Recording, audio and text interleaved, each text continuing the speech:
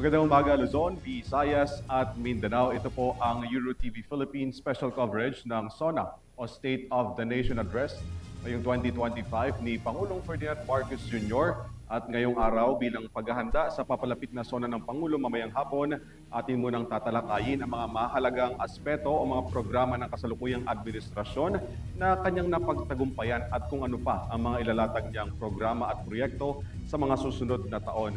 At kami po ay napapanood ng live sa EuroTV Philippines at abangan niyo po ang aming delayed telecast sa Pinoy Extreme Cable Channel. At ngayong umaga, makakasama natin isa sa mga economist at dati pong mambabatas na former Negros Oriental Representative Sir Gary Teves. Magandang umaga, sir. Welcome po sa programa at maraming salamat po sa oras mo. Magandang umaga, Alvin. Maraming salamat sa imbitasyon po ninyo. At magandang umaga sa nakikinig sa inyong programa. All right. It's an honor for us, sir. Let's talk about the status ng ekonomiya ng Pilipinas. Recently lang, nagbisita si Pangulong Marcos sa US at it makes sense na bumaba kahit papano yung ipinataw na taripa ng administrasyong Trump sa Pilipinas from 17, tumaas ng 20 at nung pagbisita ni Marcos bumaba sa 19%. So, pwede niyo ba kaming pwede niyo bang ipaliwanag sa amin, sir, kung what is basically the impact of this tariff na inimpose ng US sa Pilipinas? Okay. Ang average tariff nung nag-umpisa to, nung bago nung April 1, was about 6% lang. Nabanggit mo nga na naging 17 to 20 hanggang 19. So meron talagang increase over that period of time. Assuming na walang pagbabago yon sa mga susunod na buwan, bagamat sinasabi ng gobyerno na ina-fine-tune pa nila yung 19%, baka naman mas mababa pa doon. Wala sa control natin po yun. So meron talagang net increase from 6 to 19%. So, ang ibig lang sabihin yan, yung mga export natin papuntang Estados Unidos ay magkakaroon ng additional, the average, 13%. So, ang consumers ng ating mga exports ay siyempre tatamaan. Sabihin natin, masyado mataas yan, baka hindi na namin ma-absorb. So, baka ma-reduce yung volume of exports natin sa US. So instead na surplus ang ina-anticipate natin dahil 6% lang ang average noon, baka magkaroon tayo ng either break-even na, yung import natin saka export magkakapareho na, o baka magkaroon ng konting negative. Bakit? Dahil sabi ng Estados Unidos, yung aming export to the Philippines ay dapat zero. Zero. Of course, sabi ng gobyerno na, teka, baka hindi naman dapat lahat ng export ninyo ay zero. Yun ang pinag-ausapan nila. Pero yun ang direksyon po, Alvin, na dehado tayo sa issue ng tariff. No? So, ang estimate ng preliminary estimate ngayon, the overall effect ng ating ekonomiya, magkakaroon ng 0.2 to 0.4%. So halimbawa, ang estimate dati is ang growth natin for the year is 5.4. Pag tututong estimate nila ngayon, bababa yan from 5.4 to either 5.2 or 5. So mas mababa. Kasi ang target ng ating malan is a minimum of 6% to 7%. May mga expert din po na nagsasabi na po pwede pang lumago yung ekonomiya ng Pilipinas despite of the tariff to 6%. How possible it is na makuha natin yung ganung kataas na economic growth? Medyo kahirapan. I would be very frank na siguro ang tingin ko lang, wala akong statistics to support it. Intuitively, maka 5.4, 5.5 tayo given the challenges nitong tariff, ay siguro that would be the growth rate that we are looking at. Sana hindi bumaba ng 5. Pero 5.4 saka 5.5 is probably the estimate that we can consider or expect at mas mababa pa rin sa 6%. Of course, andyan din po yung inflation rate na patuloy Kasi na nakaka-apekto. sa 6%, meron tayong mga improvement natin sa koleksyon, sa ating pondo, and so many other things yan happen. Kasi ang importante sa gobyerno is paano rin natin ma-manage yung inflation natin, yung utang natin, we have to manage that. So, pag mababa masyado ang growth rate natin, tatamaan tayo dun sa ibang mga indicators ng ekonomiya. So, what could be, ano pong kailangan gawin ng economic team ng kasalukuyang administrasyon para at least hindi maibsan kahit papano itong epekto ng taripa na itinataw ng US? Ang suggestion po namin sana, mag-focus na lang tayo sa mga factors that are within our control. No? Right. Halimbawa, ang presidente ay pwedeng tumawag ng LEDAC, Legislative Executive Development Advisory Council. Sasabihin niya, okay, Secretary of Budget and Management, pakilatad mo nga yung priority expenditures natin ng 2026. Kasama niya mga kasama niya sa Congress, no? O gentlemen, ito yung ating priority, no? Sana po, wag masyadong palitan ninyo yung priority. Kasi magkakaproblema tayo, kagaya ng nagkaproblema tayo noong 2025. Kasi may mga expenditures na program na nilagay ng Kongreso from program to unprogram. Ang ibig sabihin na sa unprogram, Alvin, walang pondo pa. Yung mga program, dapat may pondo na yon. Importante yung iba dun eh.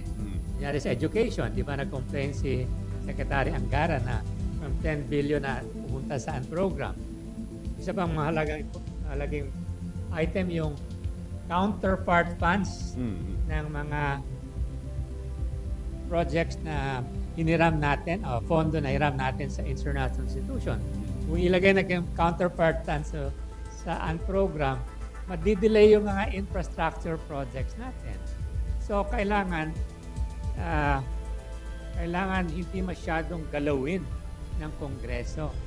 May kapangyarihan silang i-move yun, pero sana this time, and hindi na election budget ito eh. Tsaka matindi ng problema natin eh. Dapat madisiplina natin ang sarili natin na focus na tayo sa pinag-usapan natin. Okay. Sir, nasa midterm na tayo ng Administrasyong Marcos, and right now, kung titingnan niyo po ba, meron po bang nabago or inilago yung ekonomiya ng Pilipinas on the first half of his term as a president? May mga bago. Of course, ang inflation rate up and down lagi. Down. That's an achievement.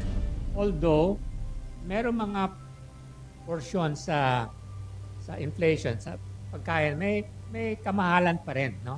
Sa vegetables, mga meat, etc.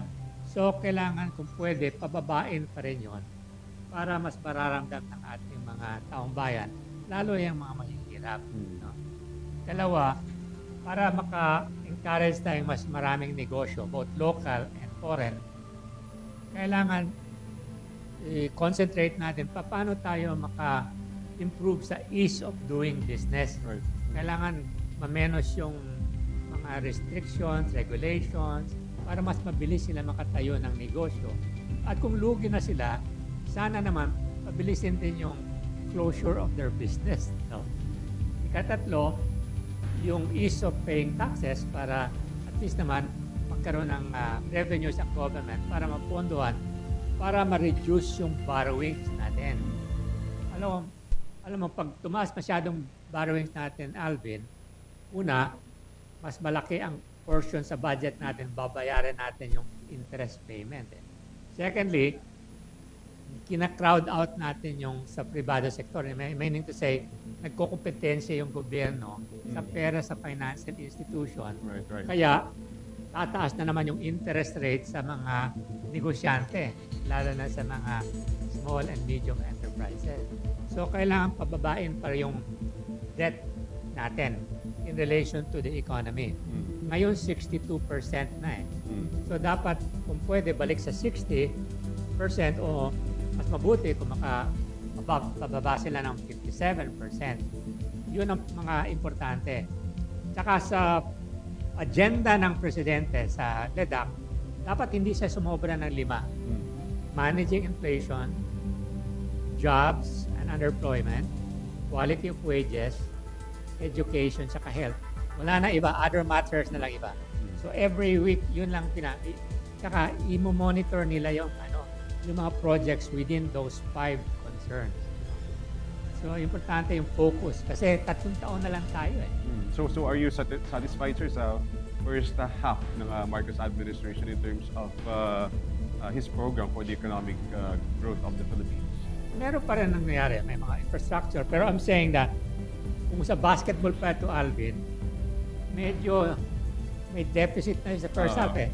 We are down by 15 to 20 points eh. Kailangan mas focus na tayo sa second half.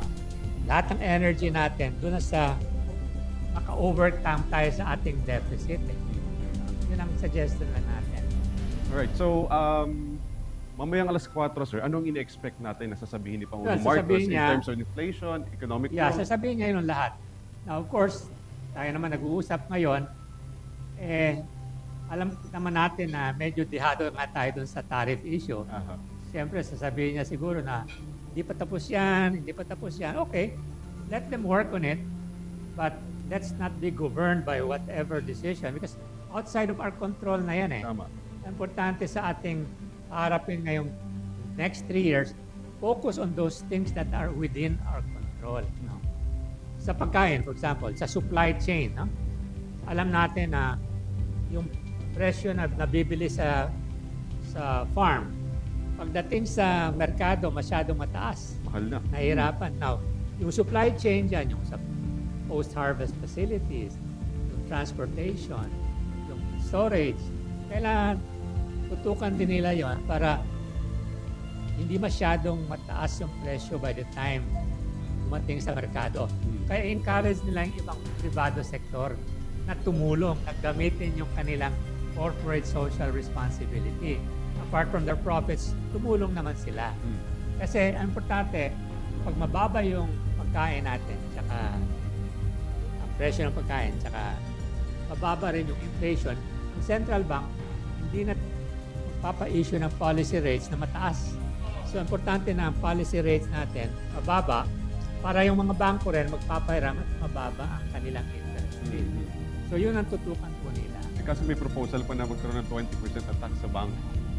May proposal din po na to magkakaroon ng 20% tax sa mga savings sa bangko. Isa pa yung situation na yan. Sana binigyan nila ng konting panahon yon. Kasi yung mga nag-put ng pera, naglagay ng pera ng beyond 5 years, hindi naman lahat mayayaman yan eh. Right. Marami doon mga middle income eh. Sana dapat binigyan nila konting panahon kung may pagbabago sila, saan nila lalagay yung pera kasi magkakaroon na silang tax eh. Ang purpose kasi noon na Alvin, para mag-encourage ng long-term savings. Right. Kaya hindi nila, so medyo napabilis nila yata yon. Tsaka hindi pa masyadong nakakaintindi yung mga taong bayan natin ito sa capital market. Kasi gusto nila yata sa gobyerno na mag-move yung pera noon sa capital market. Konti lang nakakaalam ng stock exchange eh. No? Anyway, may mga ganun na sitwasyon. So do you think hindi pa time na ipa-implement itong 20% tax sa bangko, sa savings sa bangko? Yeah. By the way, just make sure that hindi tax dun sa savings mismo o sa time. Dun sa income nila, 20%. I don't know kung gagawin pa nila yan. Hindi ko alam. Wala tayong control dun eh. So it's not yet time para i-implement po yun? No, it's really up to them kasi na-approve na nila eh. It's really up to them whether they're gonna implement it or modify it. Hindi ko na nalaman. Alright. So, sir, pagdating naman sa pagpapalago nga ng ekonomiya ng ating bansa, mukha namang nabanggit nyo na kailangan pagtuunan ng pansin ng kasalukuyang administrasyon itong LEDAC in order to boost our economy for the remaining half year ng Marcos administration. Pero aside from that, of course, andyan din yung unemployment rate, kakulangan sa trabaho, at patuloy na pagtaas ng presyo. Let's say, for example, mag-specific tayo sa gasolina. And yung programa ng Marcos administration na 20 pesos na kilo ng bigas sa merkado, saan po ninyo nakikita na patungo itong 20 pesos na kada kilo ng bigas sa merkado? Is it going to succeed, sir, under Marcos administration? Unfortunately, hindi feasible yun on a nationwide basis, Alvin. Kasi napakamahal na yung presyo sa palay. Paano nila mapibenta yun at 20 pesos? Alam mo, ang sitwasyon natin ngayon, unlike the time of the first Marcos or Marcos Sr., at that time, there were only about 20 million people sa Pilipinas. Ngayon, almost 120 million na po tayo. So, paano mangyayari na makaka-sustain pa tayong ganong klaseng production to be able to feed 120 million people? No? May climate change pa ngayon na wala naman doon.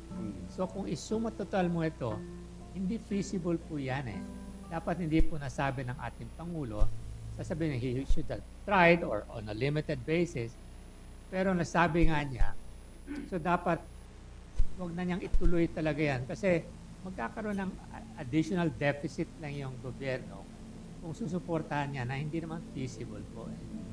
So mag-divert na lang sila sa ibang mga action plans sa mga ibang klaseng mga agricultural products na ipalago na nila para at least makababa yung presyo ng mga ibang agricultural products. Saka yung sinabi kong supply chain kanina, dapat tulungan yung project na yan para pagdating ng pagkain sa merkado, hindi masyadong mataas. Mababa na. So, of course, we're looking over, sir, sa inflation din sa bansa.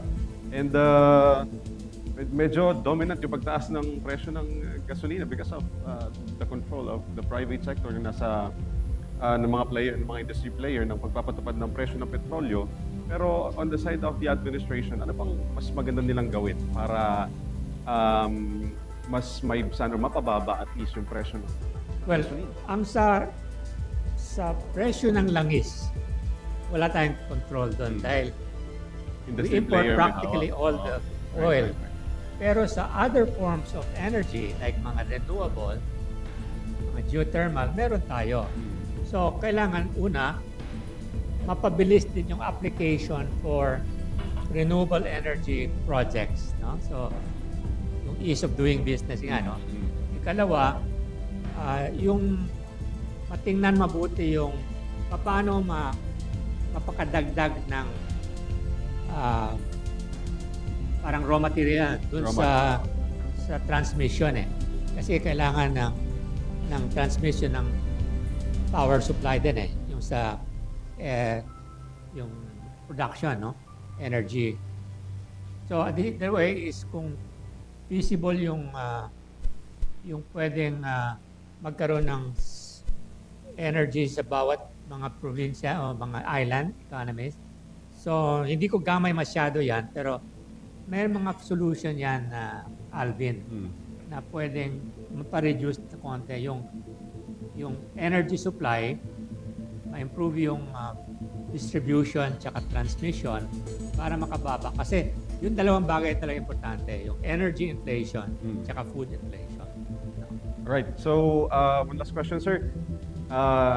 From 1 to 10, gaano niyo po i-rate yung performance ni President Marcos on the first term, below 5. Why so, sir? Sinabi ko nga sa ating konting column, unfortunately, below satisfactory. Pero, bawat, kagaya ng sinabi ko, basketball game ito may second half pa.